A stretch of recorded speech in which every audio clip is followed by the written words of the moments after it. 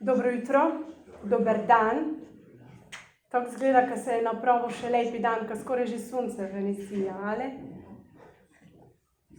Tudi jaz vas vse lepo pozdravljam v eton jutri, kako je že dan mi pravil po eno takšno čudovito slavljenje.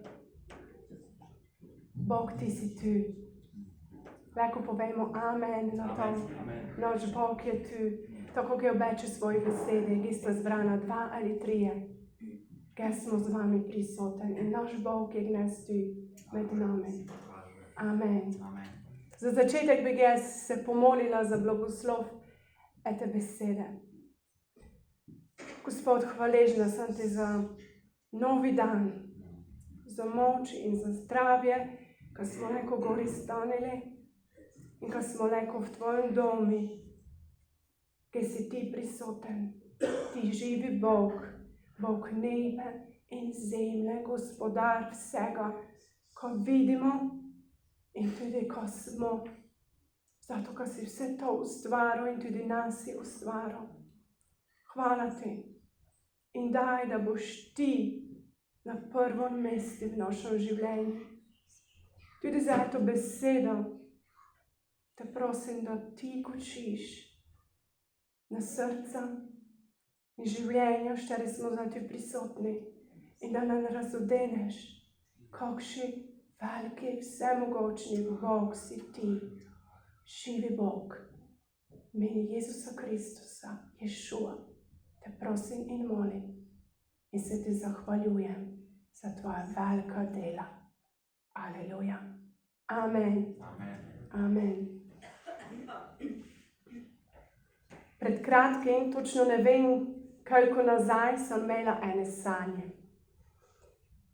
In te sanje so bile tako jasne, skoraj realne v tistem trenutku, v tistoj noči. In v sanjah me je nekako zgrobil za levo roko na tu zgoraj in me je začel vleči. Nisem videla, što je bil, kje sem bila, nič drugo. Samo to, ko me nekako zgrobil za roko in me je močno vlekel. In v tistom me je navdal en grozen strah. Strah, kakšnega sem še v življenju ne čutila. Grozno me je bilo strah. In v tistom, ko sem tako živo sanjala, sem bila glasna in zbudila sem tudi Damira. In on, kako on pravi, me je rešil iz teh sanj. Zbudil me je in resno sanje so se nehale, ampak znate, ostal je v meni tisti strah. Da je on videl, da sem se zbudila, se je obrnil na drugo stran in dole spal. Ampak jaz sem si želela, ko me samo nekako stisne v tistem trenutku straha. In ko čutim, ko sem ne sama. Ampak ker sem ga ne ščela zbuditi, sem ostala sama v tistem groznem strahu. In v tistoj noči sem neko občutila, kako je, da te je strah. Strah za življenje in si sam. Bilo je grozno. Ste že kdaj čutili takšen strah po svojem življenju? Strah, šteri te je tako prevzel kontrolo nad tvojimi mislami in tvojim življenjem, ko te je ohromil. V tistoj noči sem ga čutila. In znate, če je strah eden osnovni mehanizem za preživetje, in je do neke mere je strah koristen, lahko pa prevzame mogočno naše življenje. Lahko gre to tako močen, tako popolnoma prevzame, ko ne moremo delati nikaj drugo več. Vse, ko vidimo, vse je povezano s tem strahom in te strah postaje vedno večji in močnejši v našem življenju. In znate, to je zelo nevarna situacija za človeka, če je dolgo ali če ostane v takšnem strahu. S tem čustvom se že rodimo, kako sem pravila, je mehanizem za preživetje. Se ga pa v določenih okoliščinah, v katerih se znajdemo, tudi včimo. In definicija straha pravi, strah je neprijetno stanje, vznemirjenost zaradi neposredne ogroženosti, ko se znajdemo v sovražnih, nevarnih okoliščinah. In fejs malo je čustev, človeških čustev, kateri tako vplivajo na naše obnašanje, kot strah. Skozi ga doživljamo negativno in si želimo, da bi ga doživljali vedno manj ali pa sploh ne. In v Svetem pismu se s strahom srečamo prvič v 1. Mojzesovi, v 3. poglavju. In kako vse negativno je tudi strah na svet prišel z grehom. In od 8. do 10. vrstice tako štemo. Zaslišala sta glas Gospoda Boga, ki je ob dnevnem vetriču hodil po vrtu. Človek in njegova žena sta se skrila pred Gospodom Bogom sredi drevja v vrtu. Gospod Bog je poklical človeka in mu rekel: "Kje si?" Rekel je: "Slišal sem tvoj glas v vrtu, pa sem se zbal, ker sem nag in se skril." Naša prva reakcija, da nas je strah, se s čemu skriti. In tudi človek se je v tom trenutku pred Bogom skril, ampak znate kaj? Bog vse vidi in Bog je vse posebej prisoten. In vse od takrat ljudje občutimo strah. Strah pred nekim ali pred kakšno stvarjo, kakšno situacijo. In če bi vas zdaj vpitala, če vas je kaj strah, sem gvišna, ko vsak izmed vas bi me pravil vsaj eno stvar, pred katero ga je strah. In v življenju imamo tako imenovane male strahove, kateri se hitro rešijo in se razblinijo, bom pravila. Obstajajo pa tudi veliki strahovi. In danes bi rada, ko razmišljamo o tom, kako reagirati, da pridemo v situacijo neopisnega strahu. Takšnega strahu, kako sem ga čutila v tisti noči. Kako reagirati? In moje razmišljanje o strahu se je začelo, da sem pred kratkim štela v dnevnem branju Svetega pisma Markov evangelij, 4. poglavje. In tej odlomek bomo tudi zdaj prešteli. Marko 4, od 35 do 41 vrstice.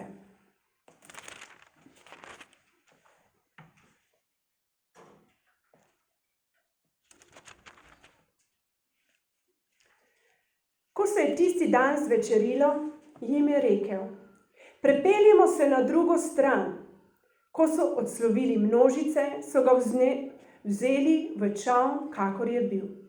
Tudi drugi čolni so pluli z njim. Nastal je velik vihar in valovi so pljuskali v čoln, tako da je bil že poln vode. On pa je bil na krmi in je spal na blazini. Zbudili so ga in mu rekli: "Učitelj, ti ni mar, da smo izgubljeni?" In vstal je, zapretil vetru in rekel jezeru: "Utihni, umolči." In veter se je polegel in nastala je globoka tišina. Njim pa je rekel: "Kaj ste strahopetni, ali še nimate vere?" Prevzel jih je velik strah in spraševali so se, kdo neki je ta, da sta mu celo pokorna veter in jezero. Že med štenjem te besede mi je postalo jasno, ko so se učenci v tom dogodku srečali s strahom. Na začetku je bil očitno prisoten človeški strah. Strah za življenje. Medtem, da vidimo, kaj jih je na koncu prevzel en drugačen strah. In to je Božji strah. Kako reagiramo v situaciji neurja in kako se te spopadamo s čustvi, štere jih doživljamo. Če štejemo od začetka 4. poglavje, vidimo, ko je tisti dan Jezus celi dan včil množice, štere so bile tam prisotne. In med tem učenjem je prilike še dodatno razlagal svojim učencem. Dan je bil naporen. In da se je zvečerilo, je Jezus pravil, odrinimo na drugo stran. Mogoče si je želel biti samo malo na samo, se spočiti, medtem, da so se pelali na drugo stran jezera. Zato, ko štejemo, ko se je vlekel tam od zadaj na ladji in je zaspal. Niti neurje ga je ne zbudilo, vse dokler ga učenci niso zbudili. Znate, za Galilejsko jezero je značilno, zlasti spomladi, ko na njem nastajajo siloviti vihari in vrtinci. Mi, da smo bili tam, smo se pelali in na tistem jezeri vse okoli so gore. In zaradi toga, ko je to jezero 200 metrov pod morsko gladino in ga obdajajo te gore, se hitro mešajo različni tokovi zraka in zavoljo toga nastanejo takšni viharji. In to se lahko zgodi nenadoma. Tako se je tudi v našem primeru, da je nastal te velik vihar, da so bili učenci z Jezusom tam v ladji. Znate, dosta učencev, štiri so bili tam prisotni, je bilo v ribiču. Življenje na ladji in na jezero ni ne bilo tuje. In neurja, štera so tako pogosto nastajala na tom jezeru in jim tudi ne so bila tuja. In vrblem, ko so takšna podobna že doživeli, takšna podobna neurja. In zavoljo toga so mislili, ko se lahko sami spopadajo s tem neurjem, v šterom so se znašli. Ampak tokrat je bilo nekaj drugače. Vihar je grato premočen in navdal jih je strah. Strah za življenje. In na koncu so prišli k Jezusu in ga prosili za pomoč.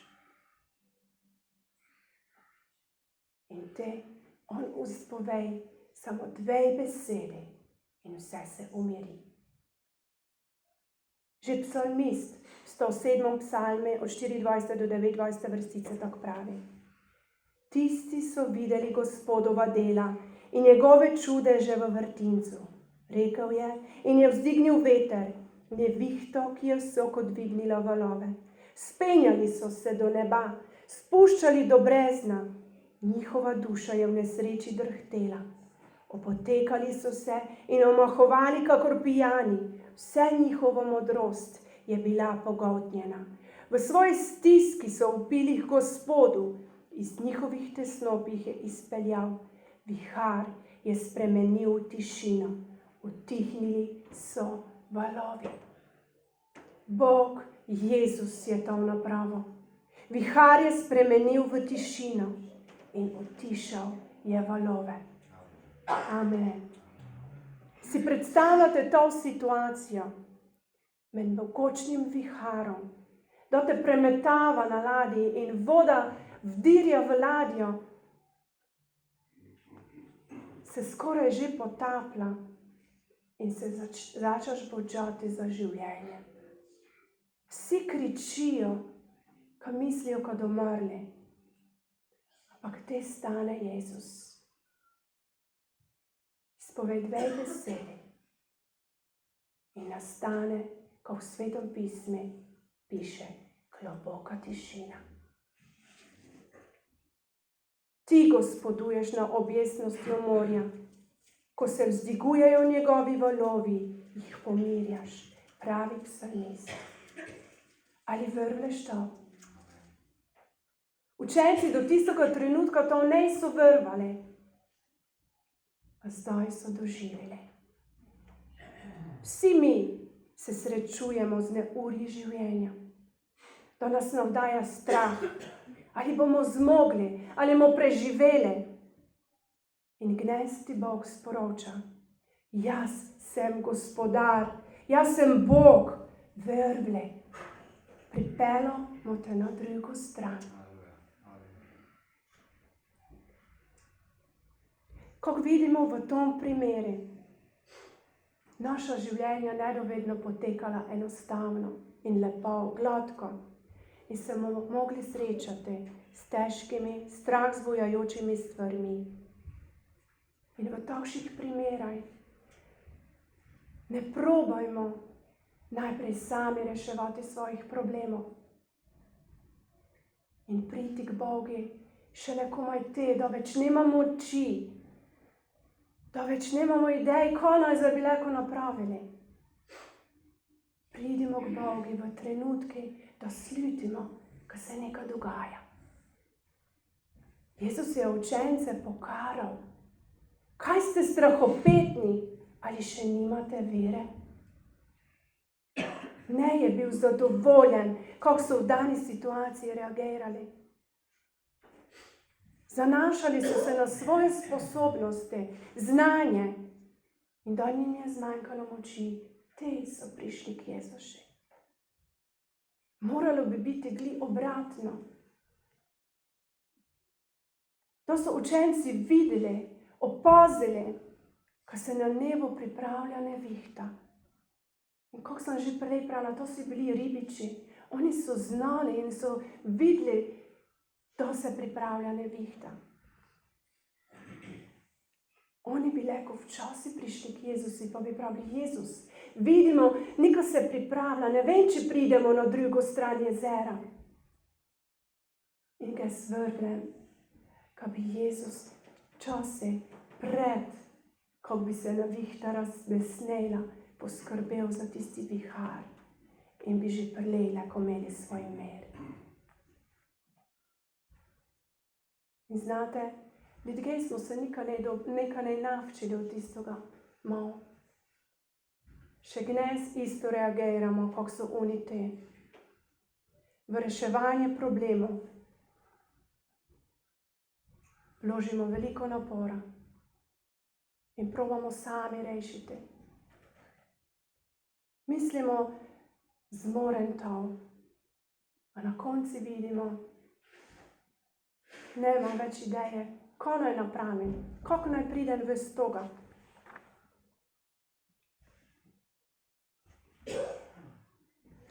Ena izmed takšnih situacij je tudi v Stari zavezi. V Ezekijevi knjigi, Izaijevi knjigi, od 36. in 37. poglavje. Tu štemo, kako se je kralj Ezekija soočil s strahom.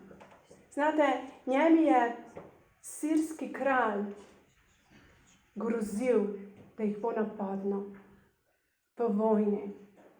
Napadniti je ščel Izrael. Že je prevzel okoliška mesta in zdaj je bil na vrsti Izrael.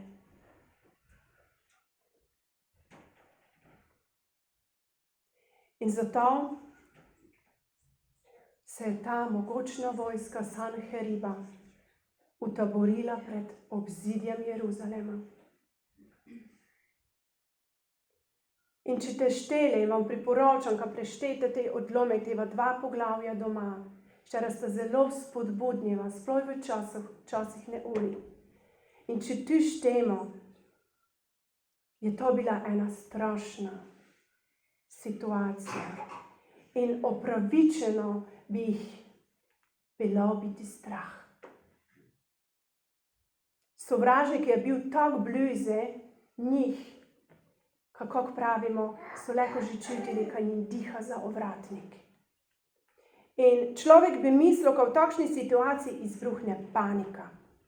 In da vsi iskali način, kako se rešiti pred tem, ko jih čaka in pred sovražnikom. Kako zdaj vidimo po televiziji, bi normalno bilo, ko potekajo razni sestanki. Ko napravite, vojska bi se mogla pripravljati in sprejeti določene odločitve, kako reagirate. Ampak ne Ezekijel. On je ravnal drugače. V 37. poglavji 1-4 tako štemo.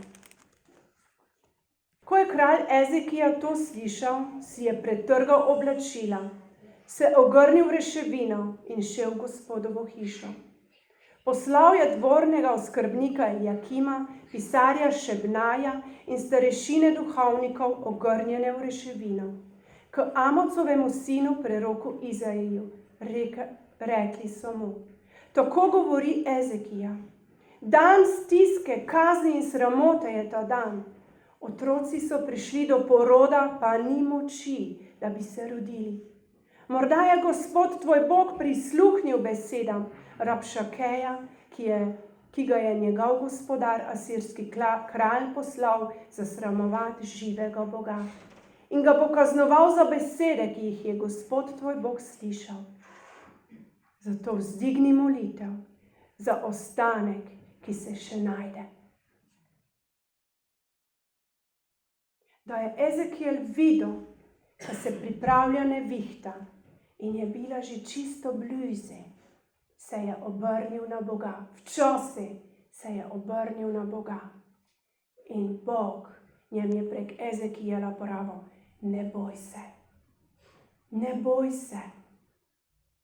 Glej tako v drugi situaciji, da je sovražnik s pismom grozil Ezekiju, je bila njegova reakcija ista.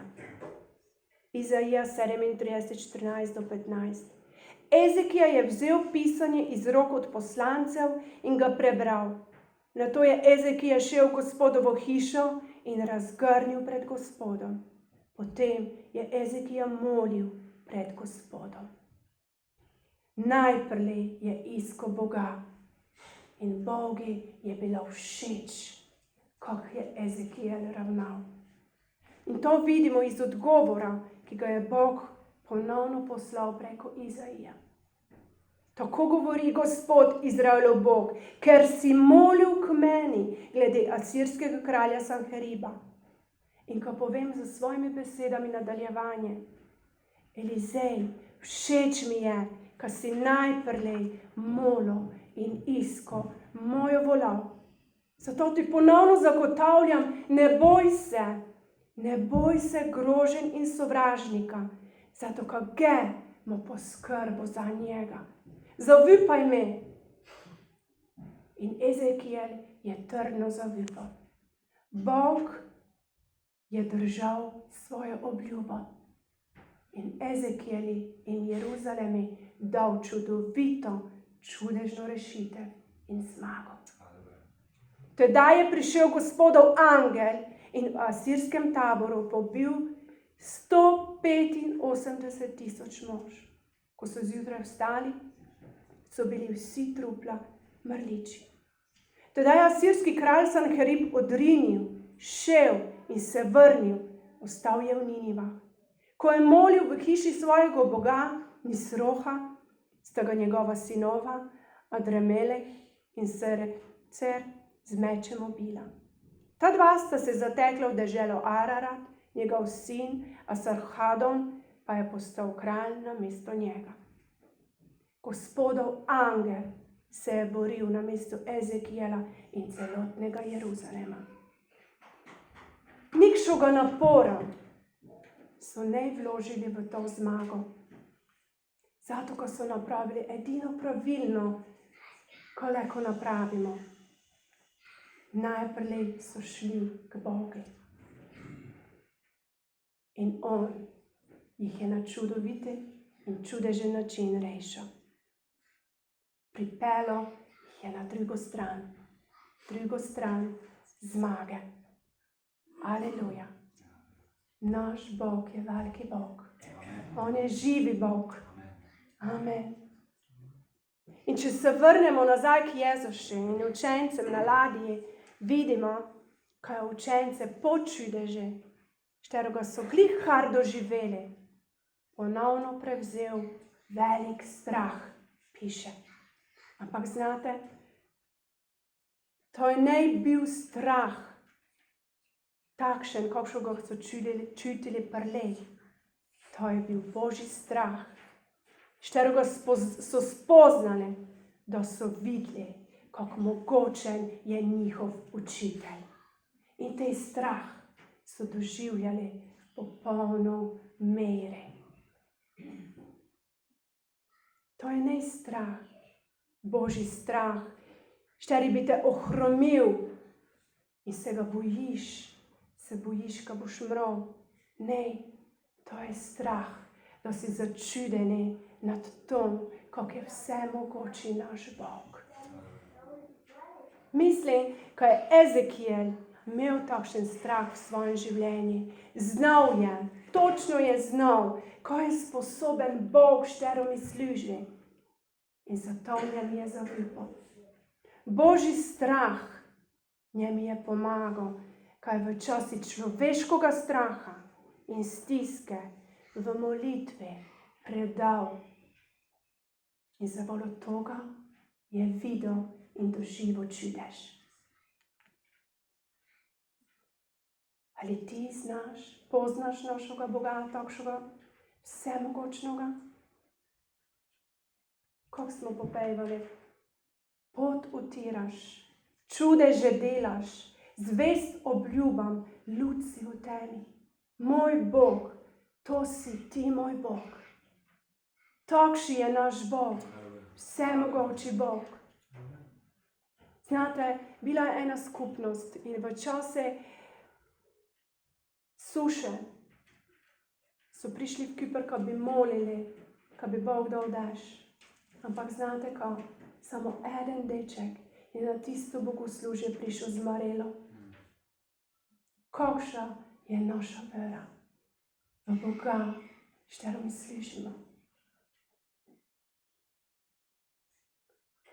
Draga cerkev, Bog, šter je bil z Ezekielom, Bog, šter je čudežno rešil Jeruzalema pred sovražnikom, on je gnes isti Bog tu. On je tisti isti Bog, kot je bil z učenci tam na ladji. Šter je pravo samo 2 besedi in neurje je nehalo. Te isti Bog je gnes tu, pripravljen, ko umiri tvoj vikar in prinese mir v tvoje življenje. Gnes ti pravi, nič ne skrbite, ampak ob vsaki priložnosti izražajte svoje želje Bogu z molitvijo in prošnjo, zahvaljevanjem in Božji mir, ki prevsega vsak bo varoval vaša srca in vaše misli v Kristusu Jezusu. Amen. Takšen je naš Bog. Zato vas spodbujam, ko vse svoje življenje izročite v Božje roke. Svoje strahove, svoje skrbi, svoje vprašanja, mogoče dvome, prinesite pred njega.